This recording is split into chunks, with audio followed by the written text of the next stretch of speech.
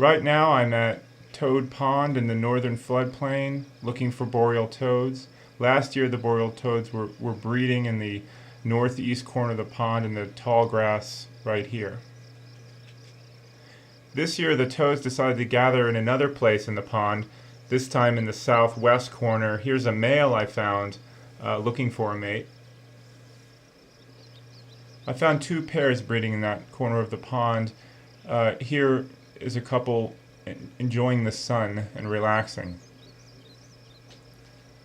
Things can be tough for males at the breeding pool. Here's one male mounting another male. I'm not sure if this is dominant behavior or if he's just mistaken the other male as a female.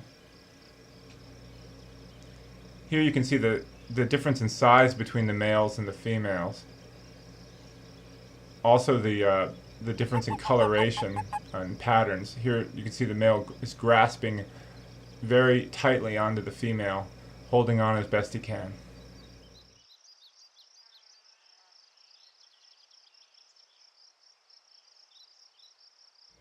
Here's an olive-colored male I caught. You can tell the difference between the males and the females because the males call. They call to their mates, whereas the females silently heed the call. Here is a lonely old male looking for a mate. He approaches a couple, but as you can see, the couple are not interested in him.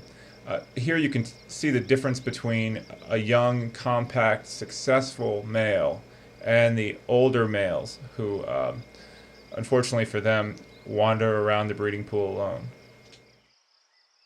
Here is that same mated pair. You can see the size difference. Part of the reason that the females are so much larger than the males is they contain up to 10,000 eggs. They can lay these eggs in 2 to 3 gelatinous strands that can be up to over 60 feet in length. So she is full of eggs at this point. The male fertilizes the eggs as they leave the female's body. Here's another chirping male.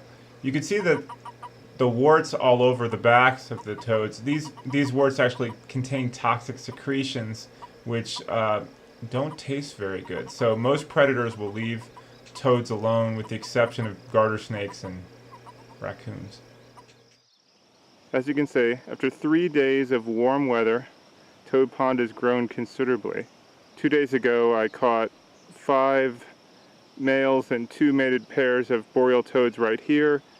Now a canal connects to the pond beyond those trees there. Only one male has been spotted today in this same area, so the others must have moved on. So we'll explore other parts of the pond and see what we can find. Right in here was the shoreline last year where the toads were breeding and the tall grass, and here it's completely submerged. The shoreline is back another 15 feet here. And the toads have moved onwards. Where? I'm not really sure. Here's that one lone toad I found seeking refuge from the floodwaters on this log. Finding only one male made me a little worried. I thought that perhaps the other toads got washed downstream. The breeding cycle has definitely been disrupted because of the moving water. And I spent several days looking for toads and found none. So there was some successful toad breeding here at Toad Pond. Found a few young toads that just metamorphized. Really tiny little guys.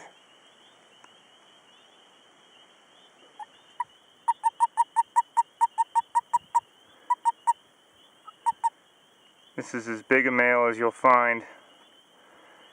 Looks like he got really fat this summer eating tons of bugs.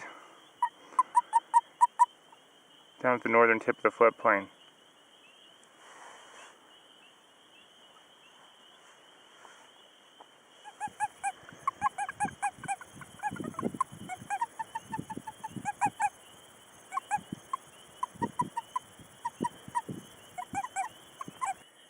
Here caught 2 adult male boreal toads.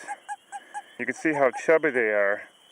They've enjoyed lots, especially this one. The drab-colored one has enjoyed lots of bugs this summer. They both hop down out of the grass to hunt for bugs in the evening.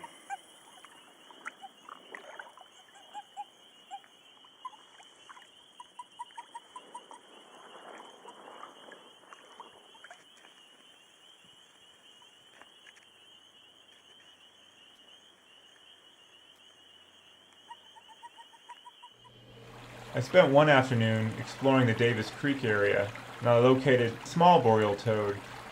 What I thought was interesting about this particular specimen was the stripe itself. The boreal toads have white stripes down their back. In fact, the locals call them white stripes. But this particular stripe is less pronounced and is curved. Most of the boreal toads I found on the other side of the property had thicker white lines that went straight down the back. The color of this toad is also charcoaly. This is the first charcoal-looking toad I found on the property, which may speak to genetic variation here at the ranch. Here's a pair of toads I found in a window well at the orchard house. It is important to emphasize that these creatures are resilient. Even if breeding is disrupted, they'll do just fine. They've survived flooding events before. So they're still around on the property, even if a few of them got washed away.